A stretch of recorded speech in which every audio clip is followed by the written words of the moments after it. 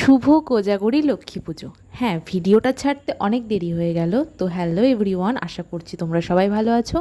আমিও ভীষণ ভালো আছি। অনেক দিন পর আবার একটা ভিডিও নিয়ে এসেছি।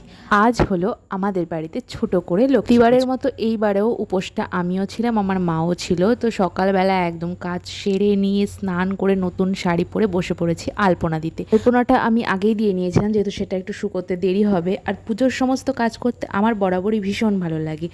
তোমাদের কার কার বাড়িতে লক্ষ্মী পুজো হয়েছে অবশ্যই কিন্তু কমেন্টে জানিও। আর সেগুলো করে নিয়ে আমি তারপর বসে পড়েছি ফল কাটতে। এবারের পুজোর সমস্ত জোগাড়টা আমি প্রায় একা হাতেই করেছি, কিন্তু ওই যে নাড়ু মোয়া যে বানানো, ওইটা আমার দ্বারা হবে না, ওটা মা করে দিয়েছে, বাকিটা আমি নিজে বানিয়ে নিয়েছি। কিছু জোগাড় করতে করতে চলে এসেছিলো ঠাকুর মশাই, তাই আমিও আর মা মিলে বসে পড়লাম পুজোতে। আর পুষ্পাঞ্জলি দিয়ে তার সবাইকে প্রসাদ প্রসাদ দেওয়ার পর বসে পড়েছিলাম আমি একটু ফল প্রসাদ নিয়ে খেতে। আর আমার ফল প্রসাদ খেতে ভীষণ ভালো লাগে। আর এমনিতে ঘরে রান্না হয়েছিল খিচুড়ি আর পাঁচমিশালি তরকারি, ভীষণ ভালো হয়েছিল বিশ্বাস করো খেতে। আর এইটা আমার খেতে দুর্দান্ত লাগে। তো আজকে ভিডিওটা এই পর্যন্ত, কেমন লাগলো জানিও। বাই।